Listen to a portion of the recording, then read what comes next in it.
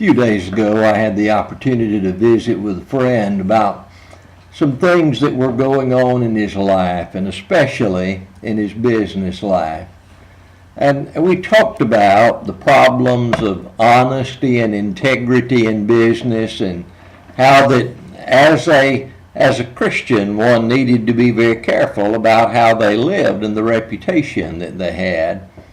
And somewhere in the process of that conversation, I made a statement about, well, you need to think about you're serving God in your daily work, and that God is not pleased when you're not living that life of integrity. And it was intriguing to me that the individual then became somewhat frustrated and said, let's leave God out of this.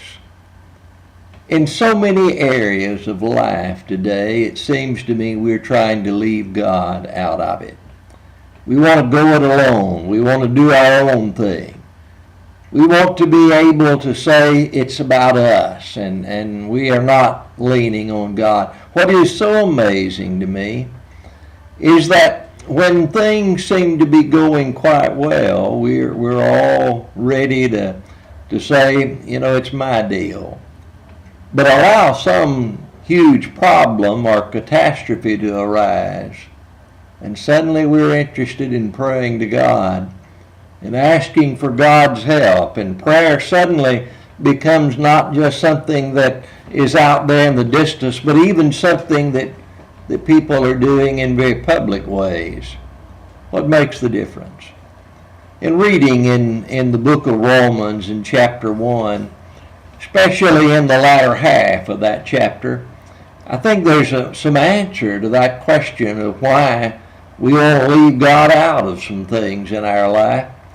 He says that God is one that has made himself known by the creation. He said that the invisible things of him from the creation of the world are clearly seen, being understood by the things that are made, even his eternal power and deity.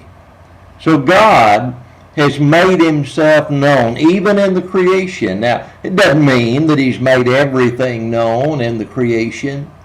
Some things about God we'd never know if we didn't have the written word of God to guide us and to tell us of his amazing grace and his concern for our salvation and what his standards are about daily life.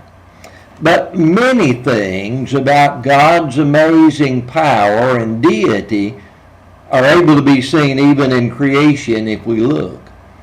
But notice that as Paul continues in Romans 1, he said that when they knew God, they didn't glorify him as God, nor were they thankful, and their foolish hearts were darkened.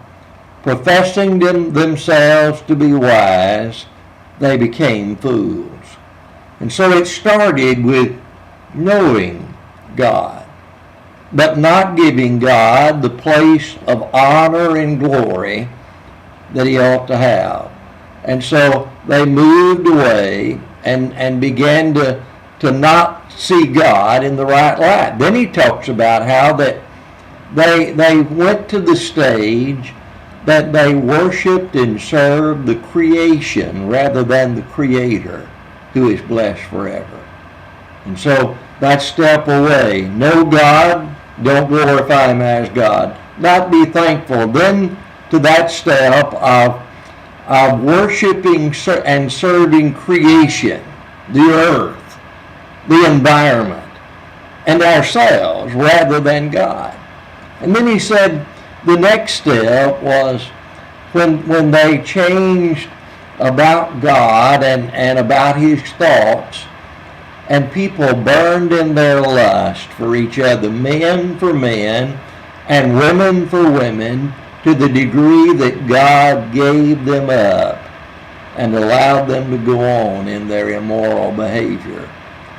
And then as he moves on down that line, he said it came to the situation where they did not want to retain God in their memory. They didn't want to see God. They didn't want to acknowledge God. And then finally, at the very end of Romans 1, he said they became haters of God to the degree that even knowing what God didn't want them to do, they not only did it, but glorified in the ones that did wrong and did not observe God's will. I thought about that text. They didn't like to retain God in their knowledge. And thought about things that are going on in our own world and how often we try to keep God at bay. We want Him there in the time of need and hurt, but when it comes to life, to politics, to what's going on in the world around us, just leave God out of it. Well, I wonder, what happens when you leave God out of it? And when God gives up and says, I'll let them go in their immorality and ungodliness. It's a sad, sad day when God says, I give up.